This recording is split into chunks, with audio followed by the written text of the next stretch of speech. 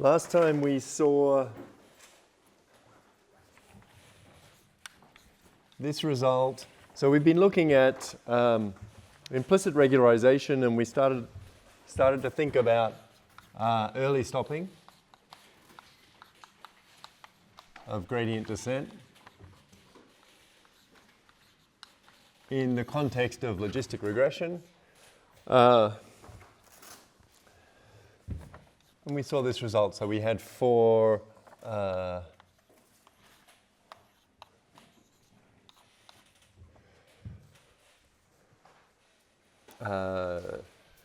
Gaussian data. This is a positive definite matrix with a finite trace. So I guess with this thing bigger than 0 and trace finite, and let's say bigger than 1. And we had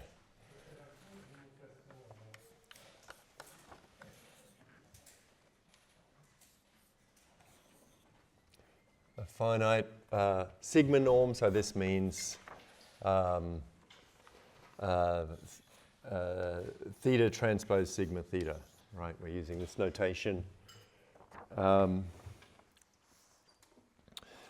And we defined an order on the components of theta star. Let's see.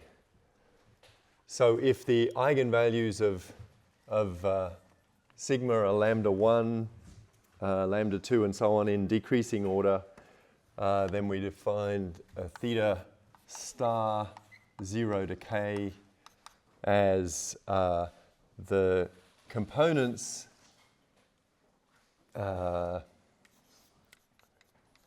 little complicated condition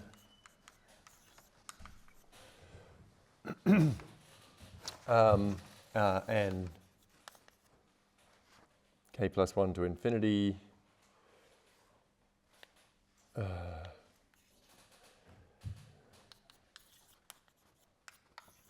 as the rest, where I guess we had sigma as the sum of lambda I ui transpose, and this pi I is such that where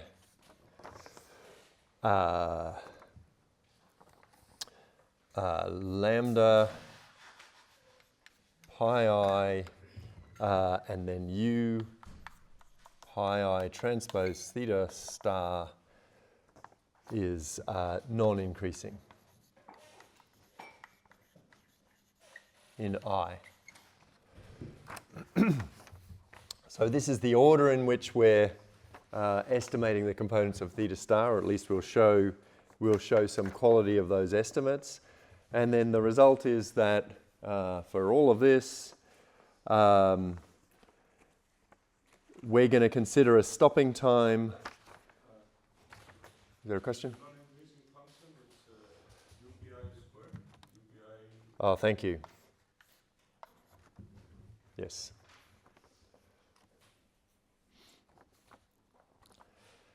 So we're going to consider, so for blah, blah, blah,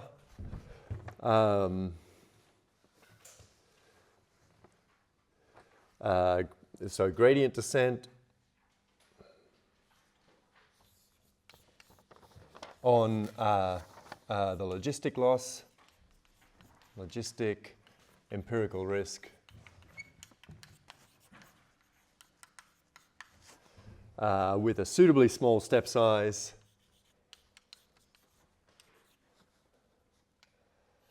less than or equal to this, let's say less than a constant times the 1 over the trace plus the largest eigenvalue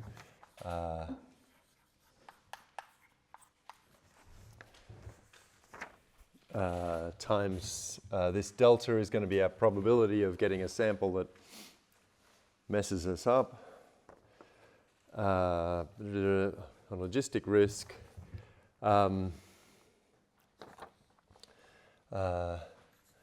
satisfies, it's going to be the longest sentence ever, with probability at least 1 minus delta. Okay, so L hat of theta t, this is the iterates of gradient descent. L hat of theta t decreases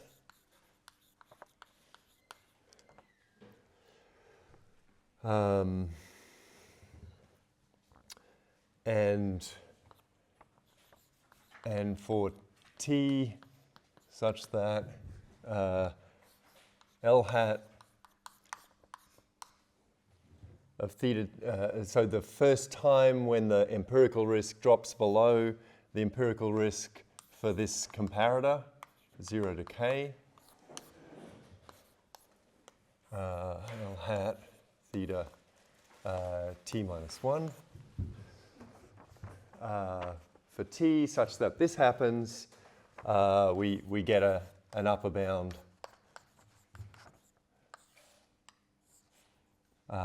We can write it this way, minus L theta star. Upper bound on the logistic loss of the form, again, trace of sigma. We have now a term that depends on theta 0 to k star, norm squared, a log 1 over delta. Actually, it's a log squared n over delta. Over n, something like this, plus a half sigma norm of k to infinity star squared. Okay. So the k here is some fixed thing, and you could think of that as being chosen as a function of n, and by having it growing suitably slowly with n, so that this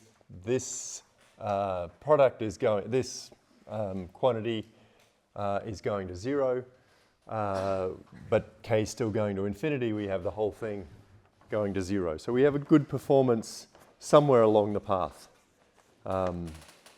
as a result of this kind of comparison. All right, so the comparison and we saw yesterday a lemma here that for every iterate of gradient descent. Okay, so just to remind you that as so all we needed was that we used convexity and smoothness, convex and beta smooth, so beta Lipschitz gradient, and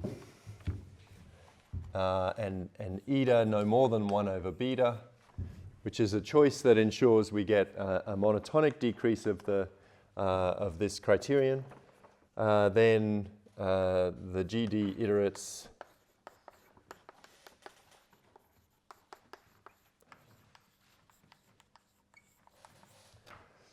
satisfy this comparison that the scale of theta t, I'm going to say for every, for all theta in our Hilbert space, the difference between these two squared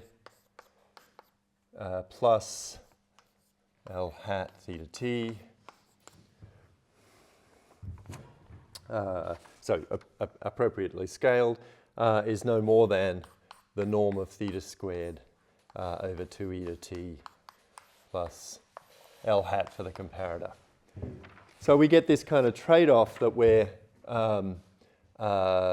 decreasing the empirical risk, but without too much of an increase in the norm of the gradient descent iterates. Okay, we saw that yesterday.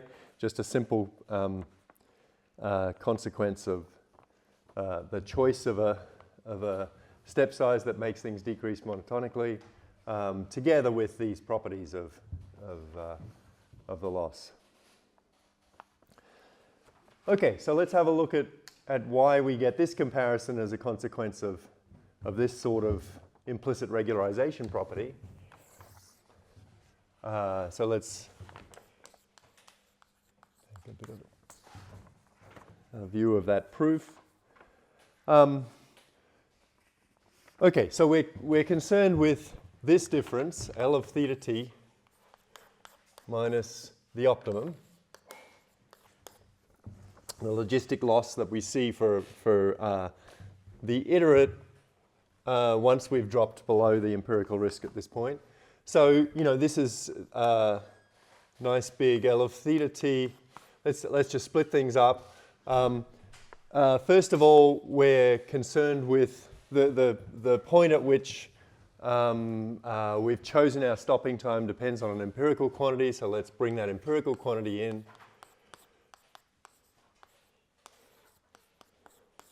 And compare it to this theta star, 0 decay, all right, plus, so, you can see here, we chose t so that we're doing better with empirical risk than this comparator. Okay, so this term is going to be less than or equal to 0 because of our stopping time. This term is going to be, not too big if we can control the complexity of the function that theta t defines. We're going to keep that under control by making sure that the norm of theta t is not too large, right? Which is where this kind of inequality comes into play.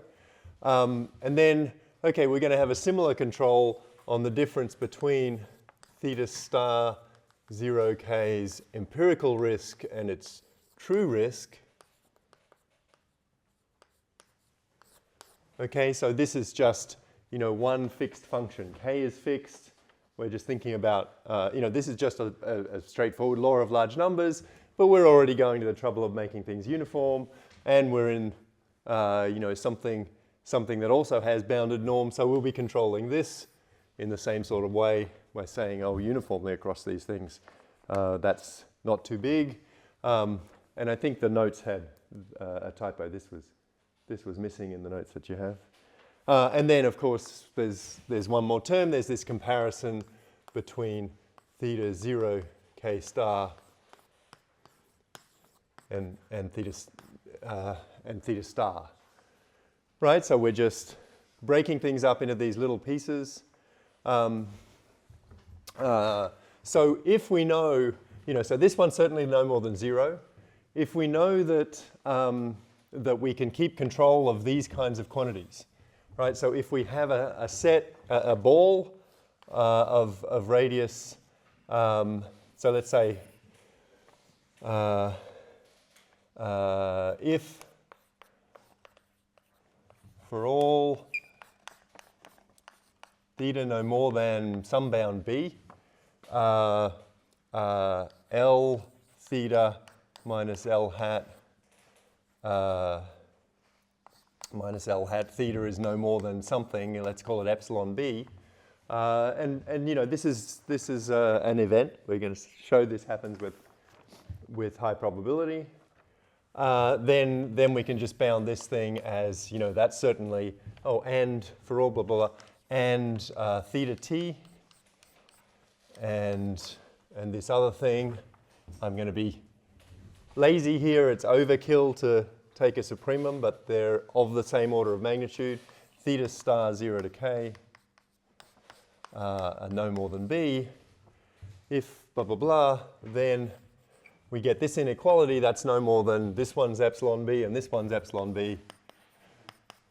And this one is a comparison of the risk for a part of the optimal vector, right? So it's missing all of these other components.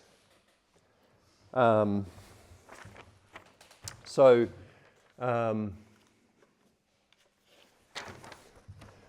actually we're going to show that that thing is no more than something that looks very much like the kind of quantity we'd see in a regression setting, right? So this ends up being a half theta star minus theta star 0 to k sigma squared. All right, so why do we have that inequality? Why do we have that upper bound on this thing? That's just a quadratic approximation to the risk that we're working with, which I don't think is written down anywhere. So let's say this is because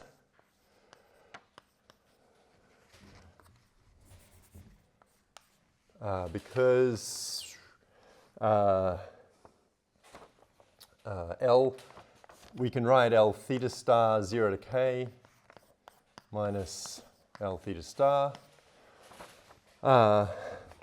as, okay, so let's do a Taylor series approximation of this thing around theta star. That's the 0th order term. The first order term involves the gradient of L at theta star, but theta star is the optimum, so that gradient is 0. So we have a second order term. So somewhere along that line between theta star 0 to k and theta star, we have an equality with this second order term, which is theta star 0 to k minus theta star, transpose second derivative of the loss at some point, all right? And this is between these two, theta star 0 to k and theta star, times this vector, theta star.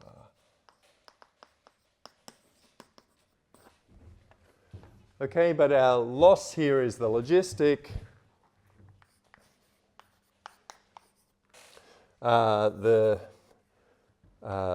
Okay, L of theta. Let's just write grad squared L of theta is grad squared of the expectation. Oh, did I write the wrong thing here? Nope. Is grad squared of the expectation of our loss of y x transpose theta. This loss, let's write it out.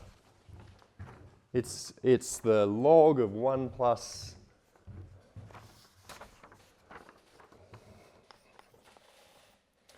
e to the minus y x transpose theta. Okay, so the first derivative is 1 over 1 plus this thing times minus yx e to the minus this thing. Second derivative, okay, so but we can write that out in a cleverer way. So minus e to the minus on the top line and 1 plus e to the minus on the bottom line is the same as 1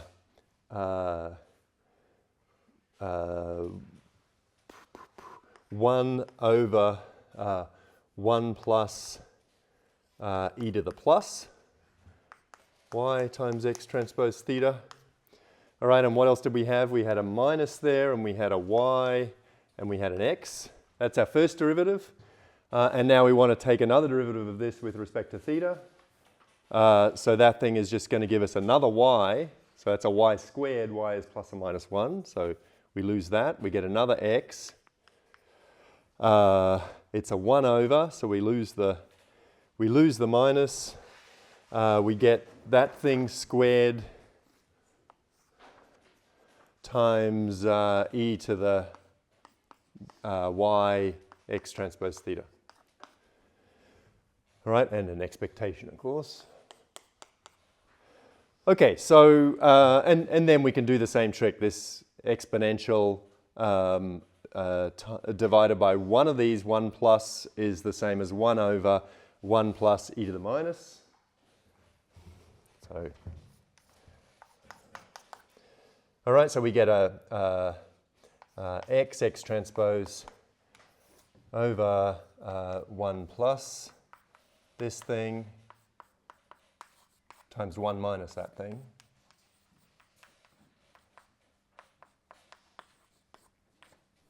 This is all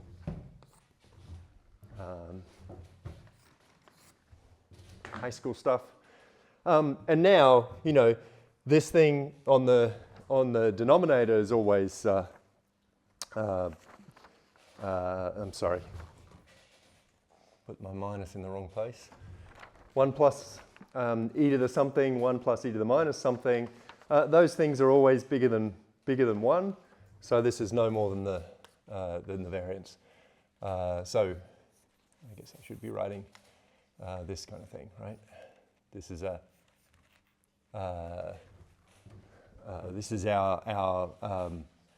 covariance matrix that's reduced by some factor in every direction. Question mark?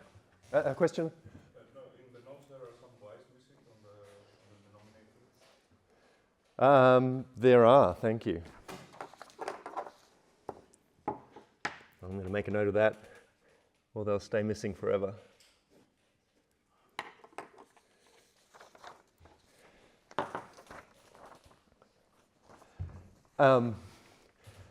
You know, the same as before, I guess I could have said at the beginning of the proof, you know, without loss of generality, set all the y's to 1, and we'll do the, everything works out because they're always attached to the x's wherever we look. But I didn't, so thanks for pointing that out.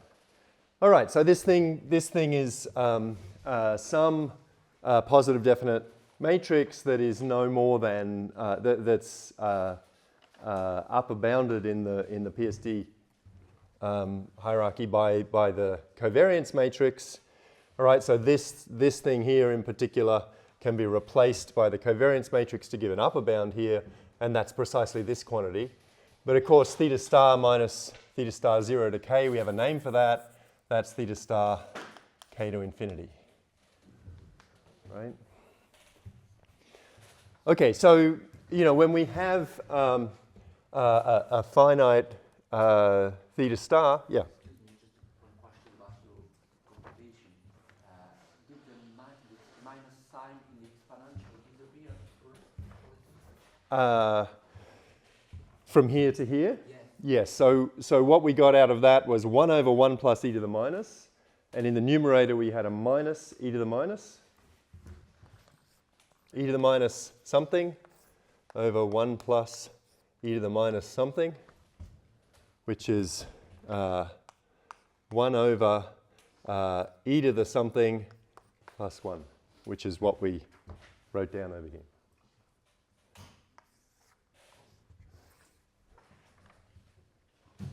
Yeah, and there was a y floating around that got multiplied by another y when we took a second derivative. Yeah.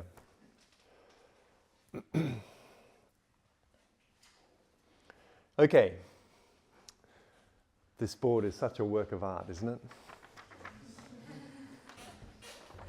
So I hope you followed as the various pieces of that artwork went up there. Okay, so and you know this kind of upper bound here tells us that, you know, when we have a finite optimum theta star, then, you know, the excess risk can be upper bounded by something that looks just like what we would see in a regression setting, right? The sigma norm squared of the difference between theta and theta star. Okay, so all we have to do to prove the result is to show that that theta t for this stopping time, that theta t stays within some suitable ball, and uniformly across that ball, risks and empirical risks are close within this sort of magnitude, right? That's kind of one step that's left. Is there a question?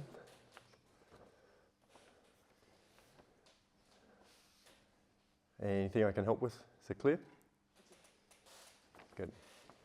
All right.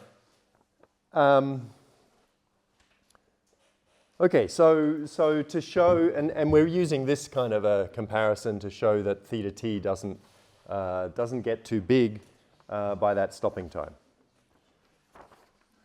All right, so how does that proceed? I'm going to erase, I guess, the assumptions here.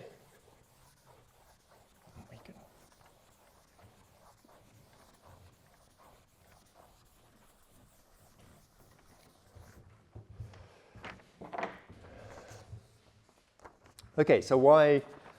So to control the scale of theta t, we're going to use this sort of a comparison. For that, we need to show that our empirical risk is beta smooth. So this is something that holds with high probability, depending on where the sample falls. So we had that the xi's were, I raised it just here, the x, since x was normal with this covariance, we can write,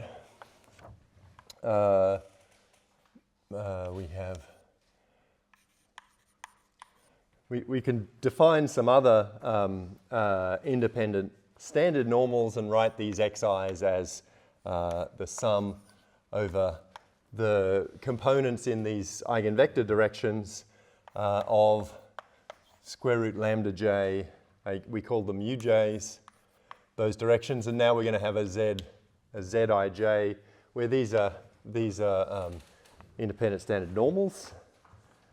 So we just, I guess we could do everything in the uj, in a basis of the uj directions, and this is just the a nice lambda times z.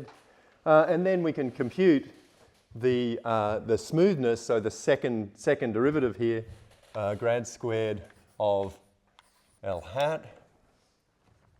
So this is, 1 over n, the sum of these second derivatives of our logistic loss times xi transpose. We did the computation over there.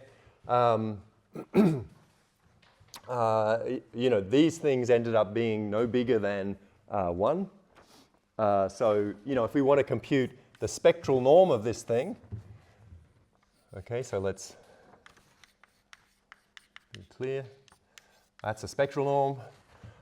Then that looks like this. Actually, let's just get rid of the things that are no bigger than 1 that appear inside that, and we get a sample average of these guys. So this is the spectral norm of that matrix, which is certainly no more than the sum of these Euclidean norms squared.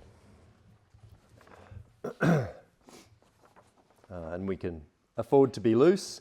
And that thing, is just the sum of the lambda j's. So this is a sum over I, going from 1 to n, and j, the index for the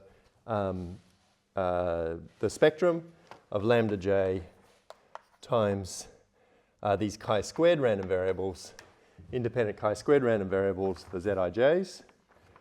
Okay, so what's the expectation of this thing?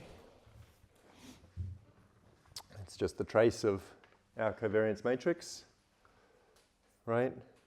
And it's a sum of a bunch of chi-squareds. They're concentrated around, this is going to be concentrated around its expectation. I mean, even if these things were sub-Gaussian, this is like a Hansen-Wright inequality that we're looking at here, right? It's like matrix in the middle, Z transpose Z. In our case, Gaussian, but even sub-Gaussian, that thing is tightly concentrated around its expectation. So, when we want an upper bound, we say, well, it's no more than the expectation, plus something. Okay, let's be a little vague. It's plus something like 1 over n, the sum of the lambda j squareds. We have a probability here. There's a square root, and there's another term that's the biggest eigenvalue times log 1 over delta over n. All right, we get two terms here. So this is with probability at least 1 minus delta. We get this inequality. And now we can control, this one is like an arithmetic, a geometric average of lambda 1, which is bigger than all the other lambda j's, times log 1 over delta over n, times the sum of all of the lambdas, right? So the trace. So we get a trace times something that looks exactly like this inside the square root. AMGM means we can replace that geometric average with a arithmetic average. And so we get a term that looks like this and a term that looks like that. So the whole thing is no more than a constant times the trace plus this thing over n. Okay, so we've got that our second derivative is nicely bounded. So we have our smoothness property that we need for this loss. And we got to make sure that eta is smaller than 1 over this quantity, and I've erased the condition on eta, but happily, we made sure of that. This is where the theorem statement came from. So now for that suitable eta, we can apply this result. And we're gonna apply it to theta t minus 1. So let's think about that.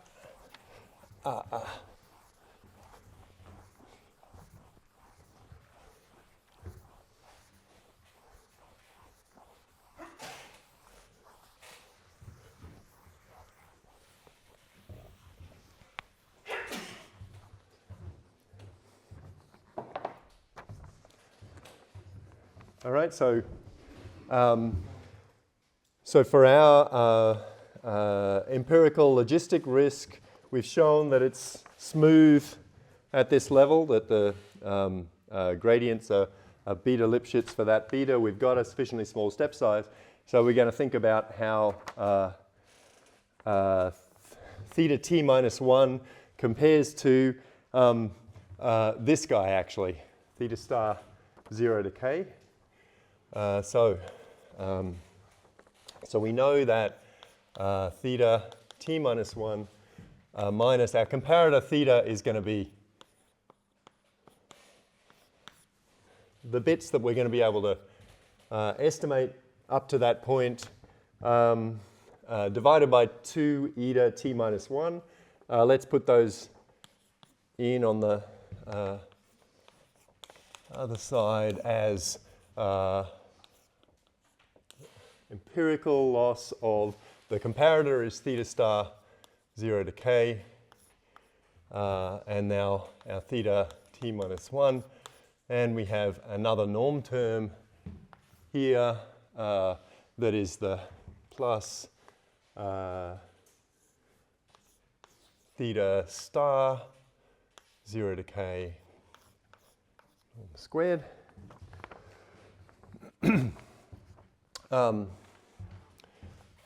But t was the first moment at which we dropped below this thing, and theta t minus 1 has empirical risk that's bigger, so this term goes away.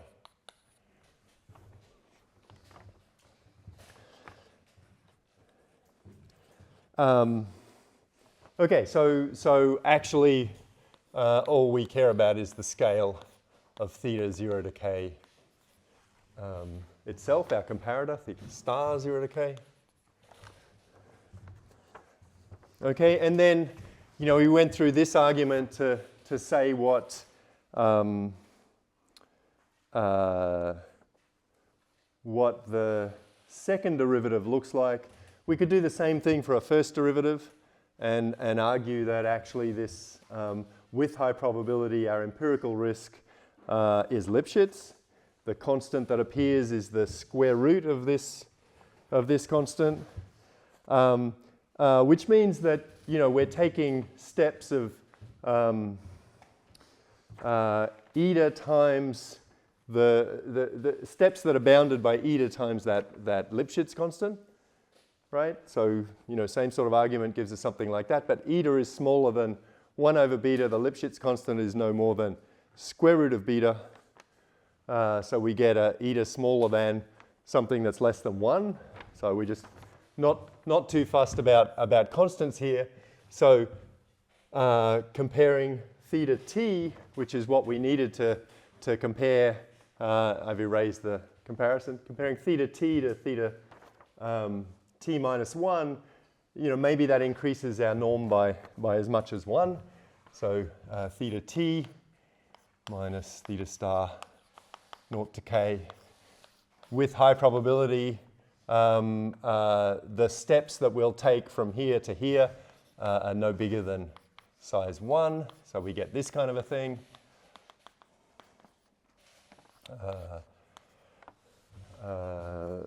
As an upper bound, so that means we've got a ball. It means that both theta star 0 to k and theta t are in a ball of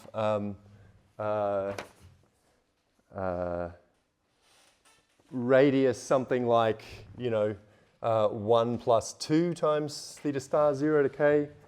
And that gives us an upper bound on where those guys lie. And now we want to look at, you know, what's the supremum over parameters in a ball, where that ball is going to be something like 1 plus twice this quantity. Supremum of L theta minus L theta hat. I'm going to put absolute values because we actually, in that long inequality of alternating terms that I wrote up there, we had these things appearing with two different signs. So this is exactly, you know, we saw yesterday that we can get bounds on the expectation of this supremum in terms of Rademacher averages. We actually looked explicitly at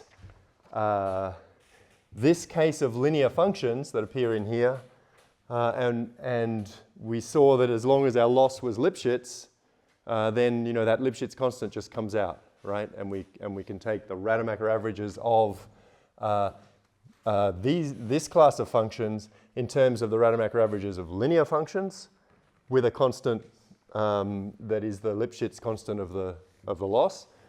But our loss here is this logistic loss, which has a Lipschitz constant of 1.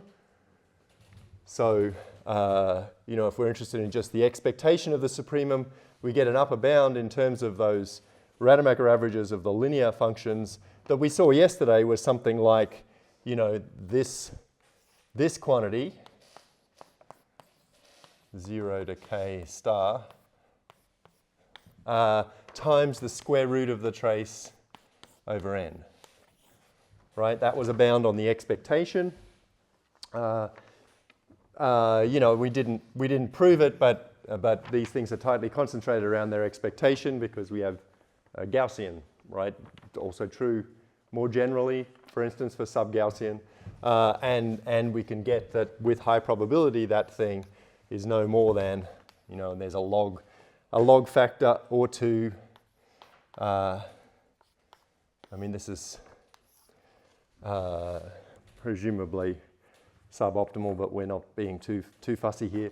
And then this quantity appears in the theorem statement, right? This is exactly what we're getting as our the remaining term in in the upper bound, right? Twice the difference of the expectations and sample averages. Okay, so as I say, the rate is almost certainly not optimal, but the point is we're seeing some point along the trajectory that competes nicely with the optimum. All right, questions? Good point to pause. Catch our breath after a long proof. Yeah. Just to make sure that I understand, the fact that the empirical loss when it goes to 0, this was just a natural fact. I mean, we didn't have to prove it here because. Oh, we proved that a couple of lectures ago, right? Yeah. Right. In this case, because it's just that rank condition actually, right? Because we have data that has a density, and we're in a high dimension. So then we get this rank condition that with probability 1, our data matrix is going to have rank n. And that means, and then we saw the consequence of that was, there is this direction that gets things right because there are so many directions. So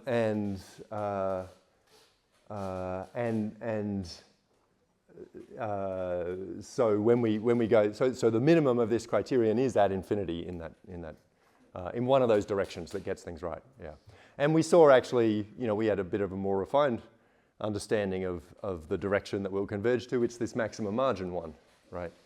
And in particular, we go off to infinity in that direction and drive the empirical risk to 0. Okay, and that's a bad thing here, right? Because I've erased the assumption, but the theta star is finite, right? Has a bounded norm, and so going off to infinity, we're driving that loss to infinity, the logistic loss, because we're having the log of our predicted probability is just getting worse and worse.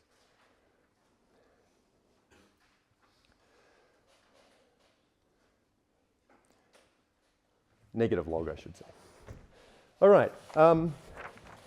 Okay, so that's all we're going to say for now about early stopping.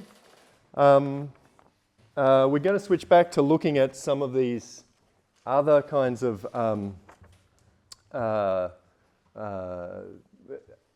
another sort of implicit regularization, or another factor that affects the implicit regularization. And that's the parameterization. So we're going to think about, one of these cases that we've looked at, which is, let's say, exponential loss. So we're just concerned again with where we go at infinity. Very much. I mean, you could prove the same things for logistic loss, but exponential makes our life a little easier. And for things that are, linear functions, so we're really solving a logistic regression problem, but we're doing it with a crazy parameterization, right? We're using some other way of parameterizing those linear functions, and we'll see that has an impact on where gradient descent, the direction of divergence of gradient descent, right? And that might sound a little surprising, but of course gradient descent totally depends on the parameterization, right? You're computing the gradient with respect to the parameters.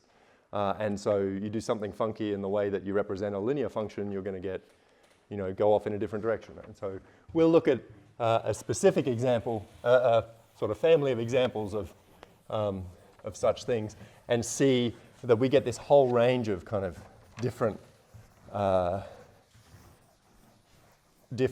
asymptotic behavior. Okay, so let's, how are we doing for time?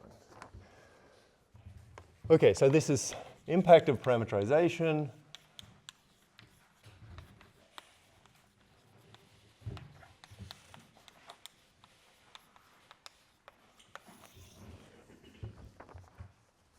Okay, so now we're going to be thinking about at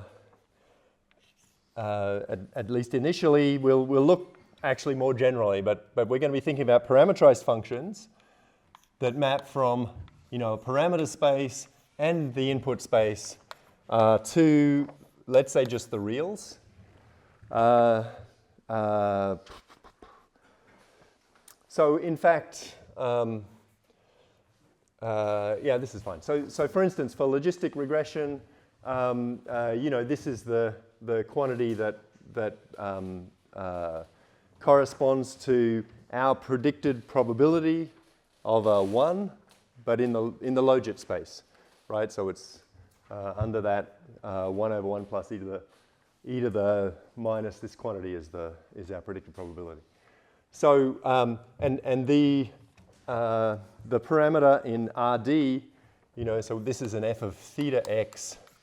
So this is the parameter, and we're going to consider what happens as when we use gradient descent for a parameterized family like this.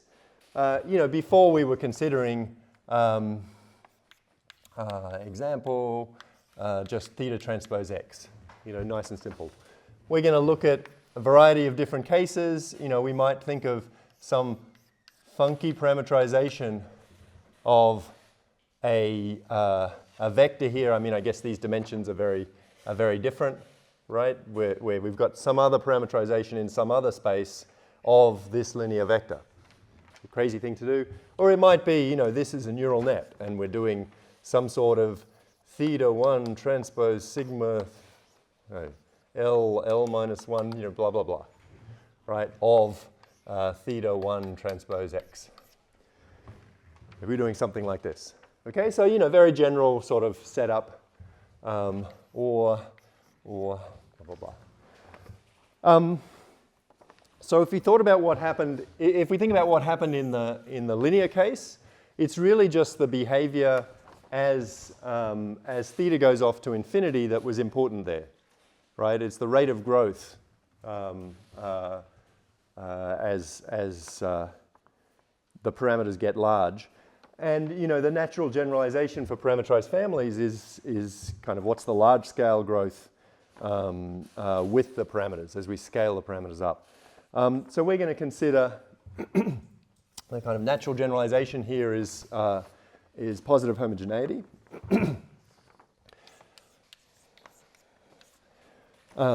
So a function f, let's just think of it as a function of the parameters. So f from Rd to R is, and I'll say L homogeneous, and I guess I use L throughout, apart from typos, because we'll see, we naturally get L homogeneity when we've got kind of a composition of L computation blocks, right? So the number of layers is kind of always the order of homogeneity that we see. L homogeneous if it behaves like an Lth order polynomial as we go off to infinity, right? So if for all theta in Rd and all positive scalings alpha, f of alpha theta is alpha to the L f of theta. And if we're working with something like this, then we're going to say and f from Rd by x to R is L homogeneous if for all x the map from theta to f of theta x is L homogeneous, right? So we want that for every x, same property. So we're going to use same terminology for that. Okay, so clearly linear functions are one homogeneous, right? They grow like a first order polynomial. The ReLU function is also one homogeneous. So we remember this so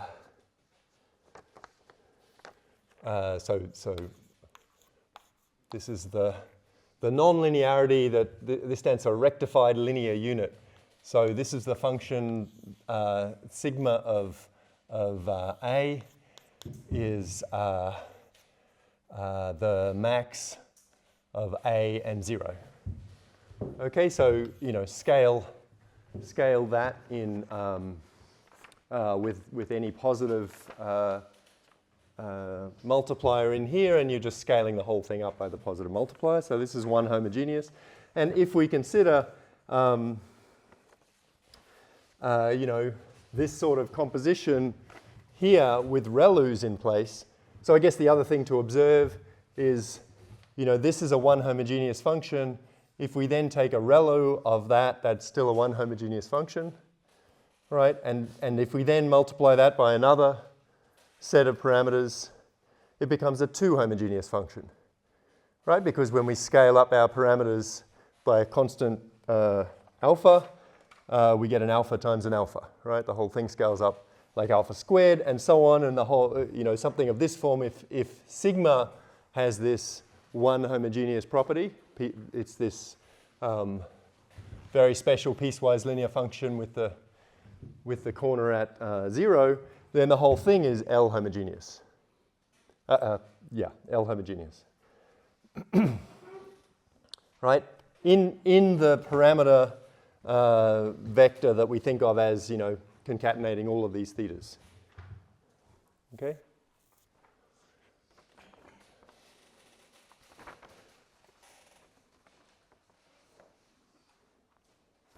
Is that clear? Yeah, go ahead, Constantine.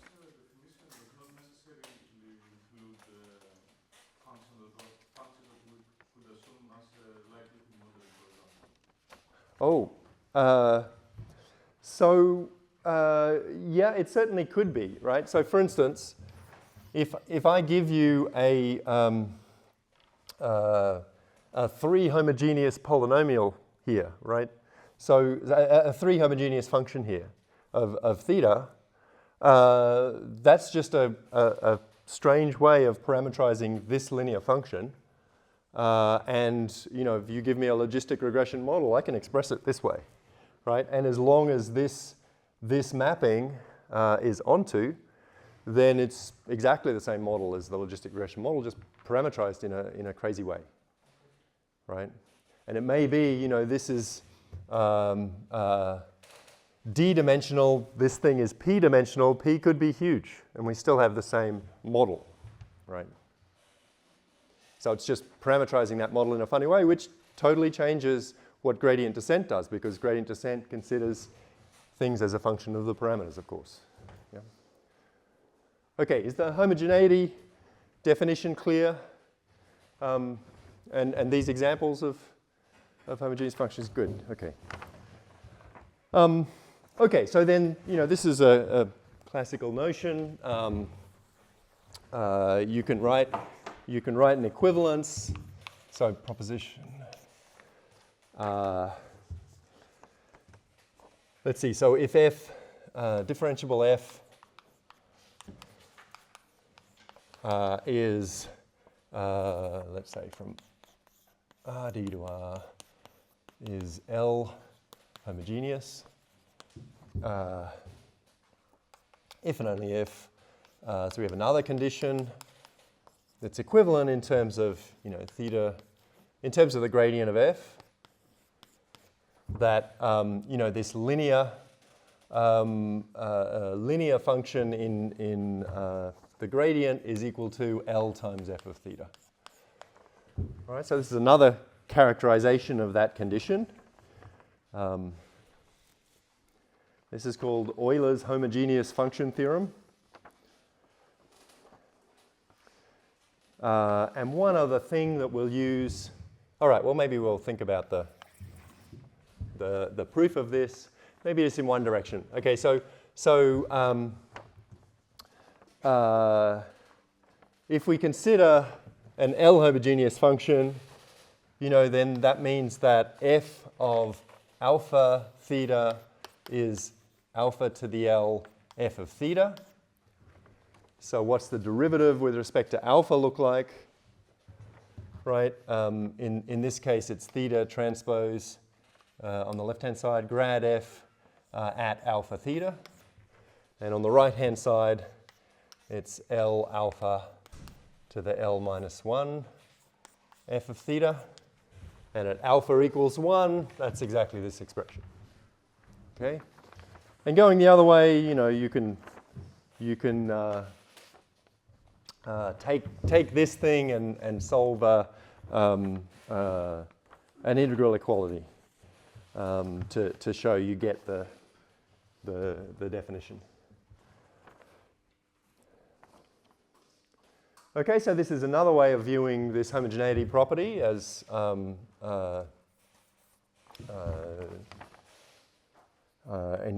terms of the derivative of f. And then I guess the other property of homogeneity that we use is if f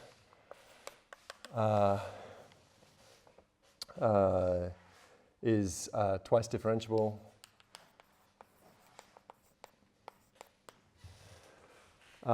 then grad f is L minus 1 homogeneous. Okay, and you can, let's do a little calculation. Get used to the definition. Okay, so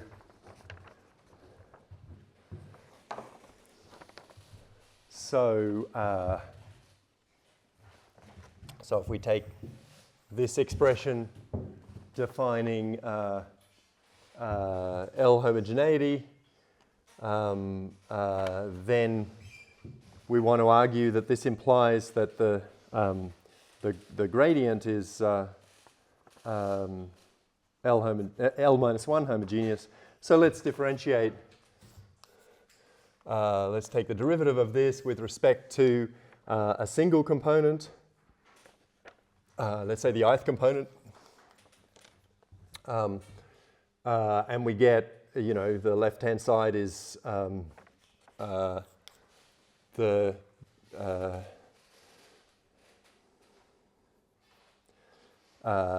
derivative with respect to the ith component here gives us just this ith component of that thing. So that's the derivative of f with respect to theta I. Then this vector times the derivative of these guys with respect to the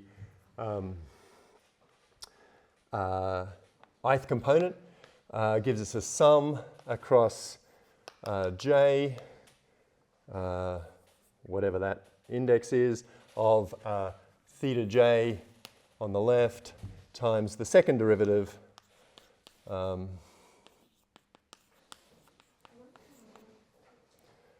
theta, and on the right we have a L d by d theta I of f theta. All right, so we have an L minus 1 derivative of f theta is equal to this thing, which looks like the jth piece of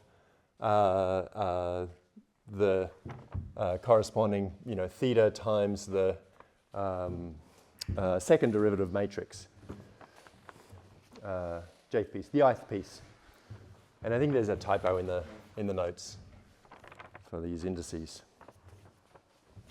Okay, and I guess we never defined what L homogeneity means for a vector valued function, but it's, you know, really homogeneity of every component.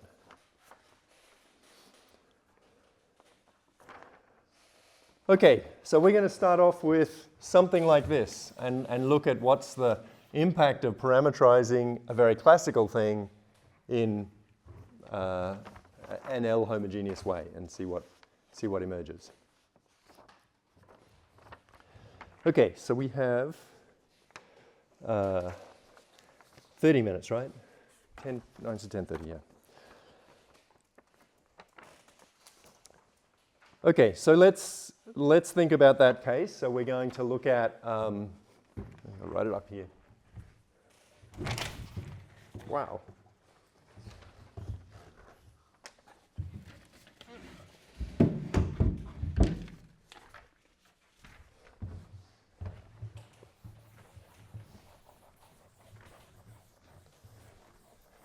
think you'd get a sprained ankle from lecturing.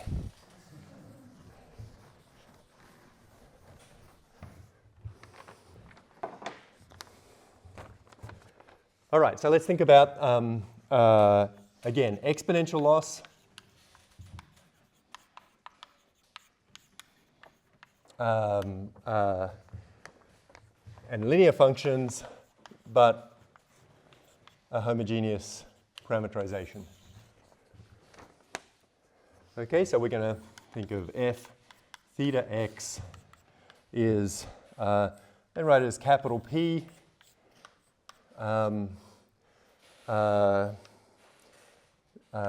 which maps from theta to RD.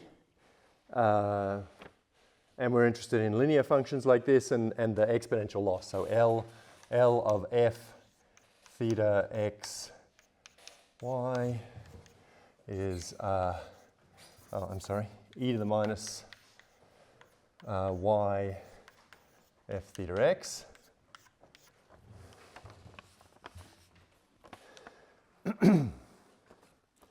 And this is going to be an L homogeneous function.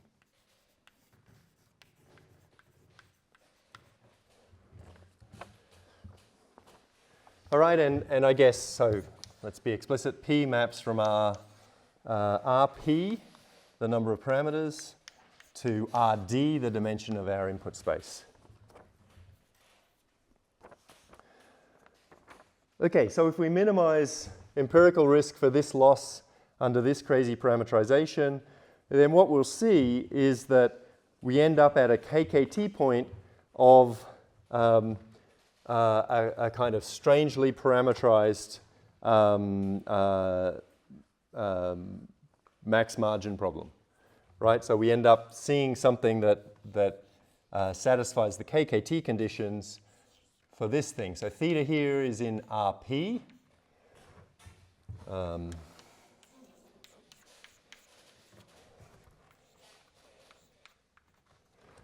Such that yi xi transpose p theta is no more than 1 for I equals 1 to n. So very much, the same kind of optimization problem, but now we have this is no longer just linear in P, these inequalities. There's some crazy function of theta.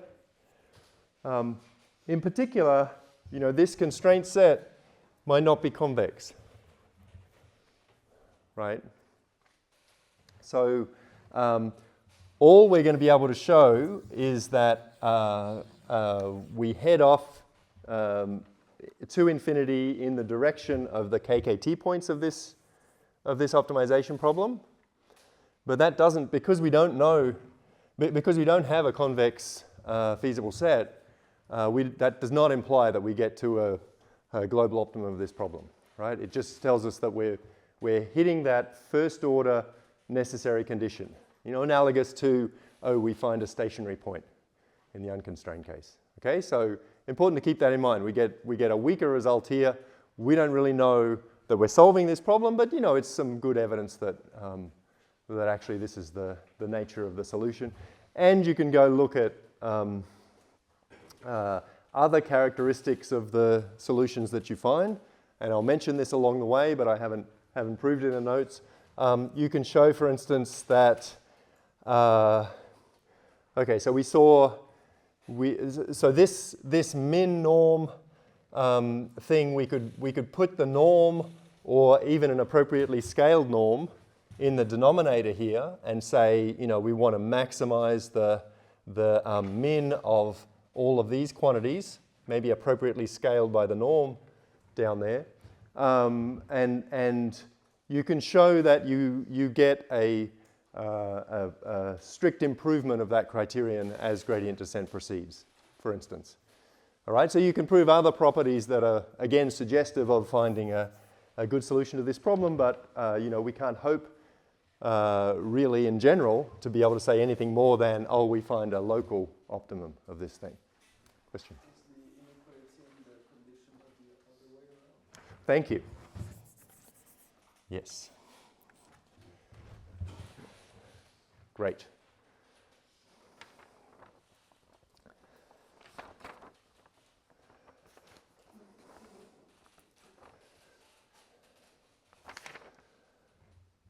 All right.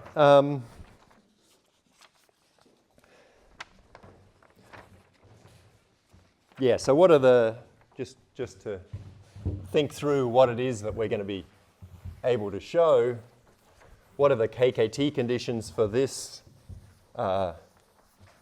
optimization problem? All right, so you remember we have this, this equation that involves derivative of the criterion and derivative of the functions that define the constraints, the inequality constraints. Those GIs were upper bounded by 0. So GI here is 1 minus this thing, right? And we want a kind of local parameterization of that polar of the tangent cone. And in the case of these kinds of inequalities, that local parameterization corresponds to the subset of the constraints that are active, where this is an equality. And for that subset, we get forgiven for being able to find a direction of decrease of the criterion. So, that thing was the derivative of the criterion with respect to theta. In this case, it's just theta, plus the sum of the positive alphas times the derivative of g, which is 1 minus this thing, with respect to theta. We'll put that on the other side, right, that minus thing. It's the derivative. I'll write it this way, dp theta, and I guess because of the way I'm writing p of theta, this is a transpose times the sum of the alpha i's times the corresponding components, which differ in these yi's and xi's. So it's only the p part that's sort of interesting here. And then we have, what are the active constraints? We've got to have this complementary slackness that actually we're only allowed to be forgiven for a descent direction for those constraints that are active. So we can't have alpha I positive unless yi xi transpose p theta minus 1 is equal to 0. So this thing has to be equal to 0 for all I from 1 to n. So these are the KKT conditions for that.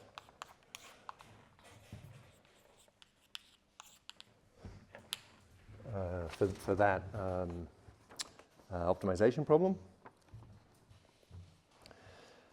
Okay, and then we're going to, so I say that we'll show that we approach the KKT conditions. There are a bunch of subtleties about proving convergence in direction. So we're going to get to those, but we're actually going to look at, we're going to get to those without going into much detail in the proofs.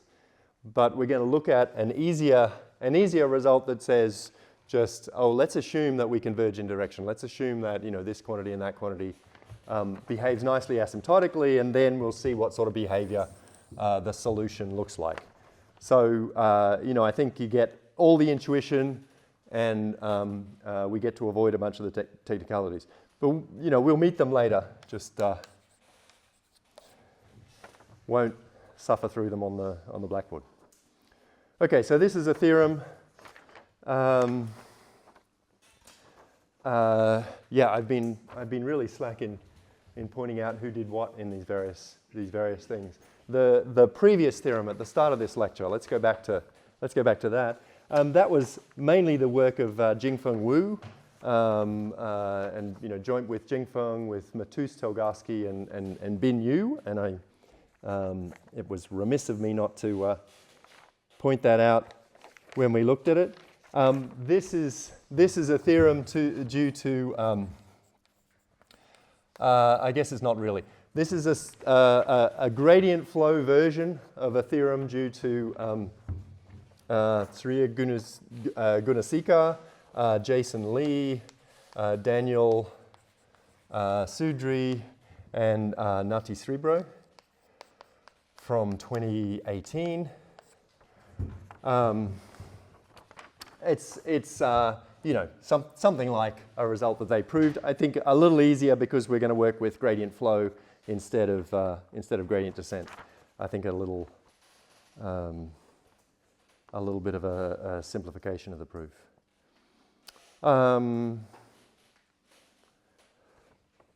Okay, so we're in exactly this situation. So P is going from RD to RP. I got that backwards. RP to RD.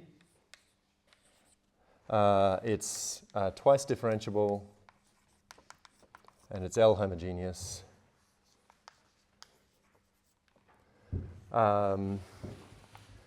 Okay, so we're going to say for almost all data again, same as before.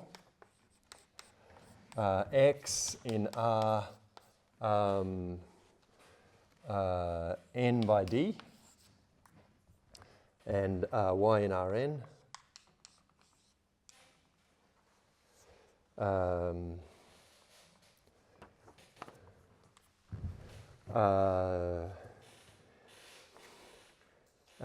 For any of these various quantities, let's define theta t. No, I'll do it in the other order. So for every theta t of the path followed by our gradient flow, we're going to define beta t as the linear parameter. So that's p of theta t. And the gradient flow is theta t dot is, you know, negative grad with respect to theta of the empirical risk under this exponential loss for this data. So we write that out explicitly as derivative of p with respect to theta times the grad L hat. And now this is for the linear parameter beta. Okay, and the result is if things go off to infinity, so if L hat theta t goes to 0, if theta t converges in direction, so theta t over norm converges to, let's call it theta infinity. If let's define gamma as the direction, I guess, we should expect a margin that's positive. Let's define gamma as the min over the data of yi p theta infinity transpose xi. And you know, this thing is greater than 0, and the negative gradient direction converges. So divided by the norm of that. I know this is hard to see. Let's say that goes to something we'll call g infinity, the negative gradient direction. So just to read that out for those at the back, this is the negative of the gradient of the empirical risk with respect to theta t normalized. So a unit vector in that direction converges to g infinity as t grows. If that, then we converge to, then theta star is in the direction of a KKT point. But actually we know how to scale it, right? Because we got the minimum of these margins and the feasible point here is to have that minimum at least 1. So then theta star is, which we define as something appropriately scaled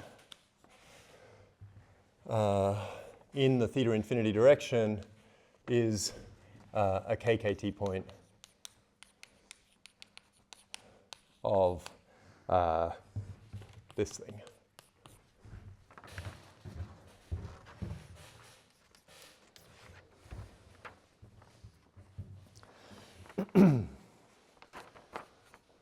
Okay, and the appropriate scaling there is scaling the input to this L homogeneous function so that the output scales by 1 over.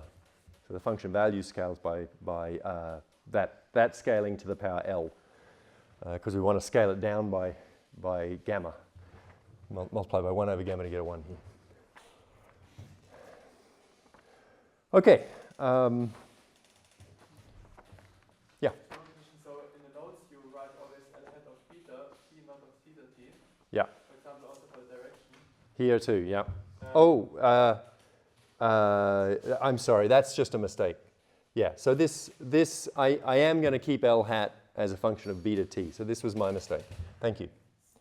And I'm just wondering, like, why are we doing this transformation into like beta t? Because if my understanding correct, that beta t is in a lower dimension. Yes. Okay.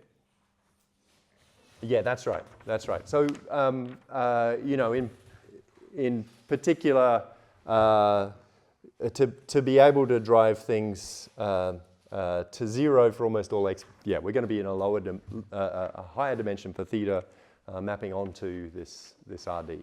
Yeah. But is our overall objective not to find theta t? So why are we doing this? Yes. Okay. Good question. This is a bit of a silly example, right? When we're working with essentially a logistic regression model, we're parameterizing it in a way that's just making our life difficult. That's sort of crazy, and you wouldn't do this. On the other hand, it gives us some insight into what happens in richer situations where, you know, this thing might be a neural net that's L homogeneous.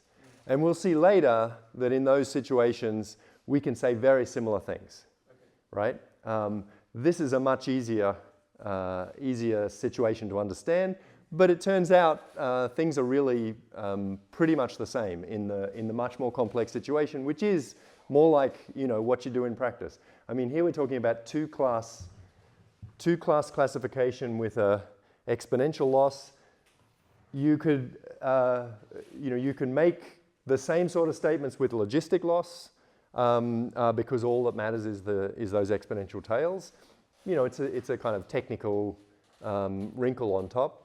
But now if we go to multi-class logistic loss, this is exactly what people use for, you know, image classification problems, for large language models, for all of these things. That's the loss that you work with for these sort of parameterized families, okay? And in those cases, you know, we don't have L homogeneity. It's a real idealization. You know, I said the composition of ReLUs is L homogeneous, but actually, you know, that's ReLUs. I mean, I didn't make a fuss about it, but having theta transpose x without a constant term is a bit strange, right? Having theta transpose sigma of something without plus a constant, again strange. Add those constants in, you lose homogeneity. Okay, so we don't actually have that, so we have to work a little harder, and we're going to move away from homogeneity to something called near homogeneity, which is, again, just looking at what happens for large values of the parameters. So, you know, those constant terms don't matter because that's only when the parameters are not too big that they make a difference. It's the kind of asymptotics that matter. So, yeah, you know, that's where we're heading, and this is a step along the way, and a step in what looks like a useless direction, right? So acknowledge that, yeah. Any other questions? Yeah, Constantine. What is capital D? Capital D. Oh, derivative. I'm writing. Yeah, I mean, so okay. So now we have a map from. So P here is a map from. Right. What is it? RP to RD. So I'm being careful now. I have you know, I was writing grad before with a single output when I've got, you know, a scalar output of my functions. Now I have a vector output.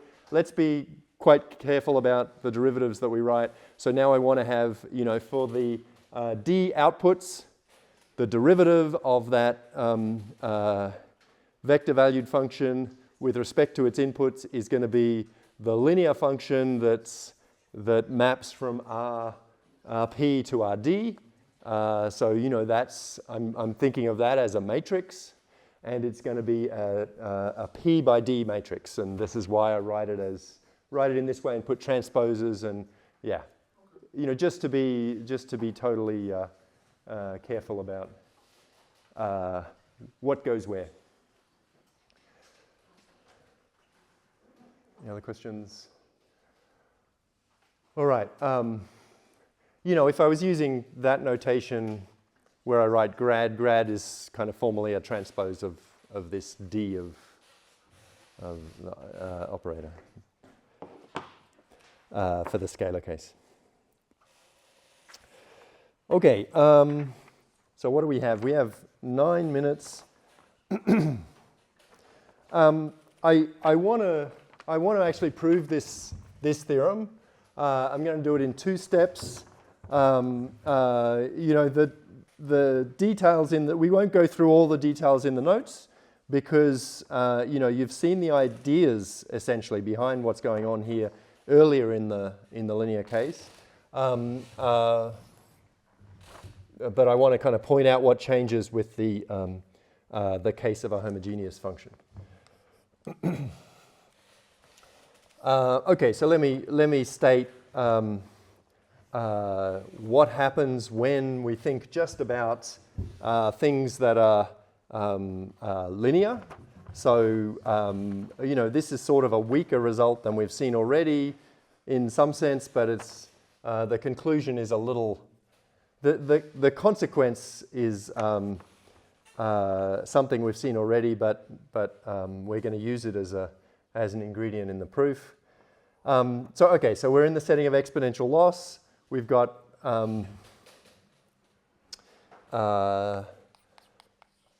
again generic x. So let's say almost all linearly separable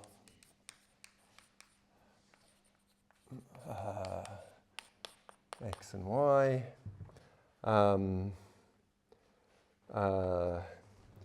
If, again, L hat, and now I'm writing, my notation here is sort of bad. I should stick with the betas here, but I've used thetas. So, you know, the theta here is just a linear parameter. So theta t is in d, I guess. This thing goes to 0. If this thing goes to 0, if the parameter direction for gradient flow goes to infinity, if the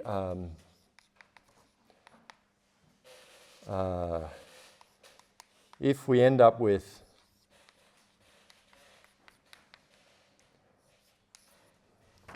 this positive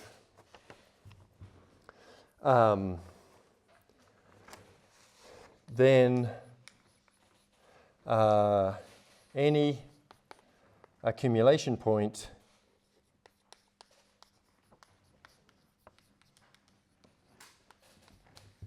G infinity of the gradient direction, negative grad L hat theta t divided by its norm.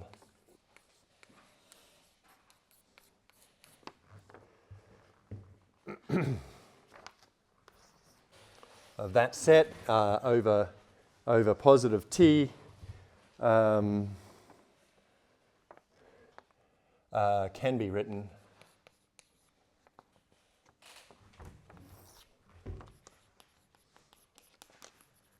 as a combination of alpha I times yi xi such that these are the support vectors yi xi transpose theta infinity equals the min over I of min over j of yi of yj xj transpose theta infinity. All right, so we're only summing over the support vectors, right? The ones that satisfy the constraint with equality. If we think about that max margin optimization problem. These are the ones with a non-zero value of alpha, and I guess I should say alpha I are all greater than or equal to 0.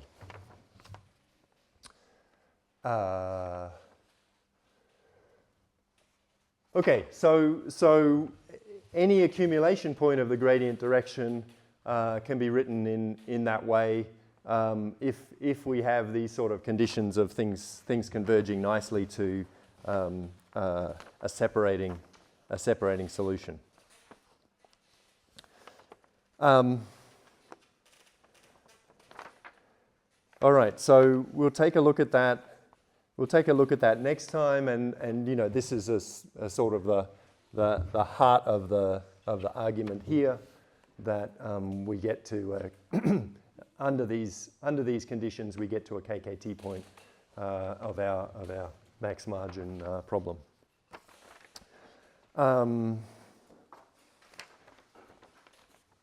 But I'm not going to embark on that now. So, questions?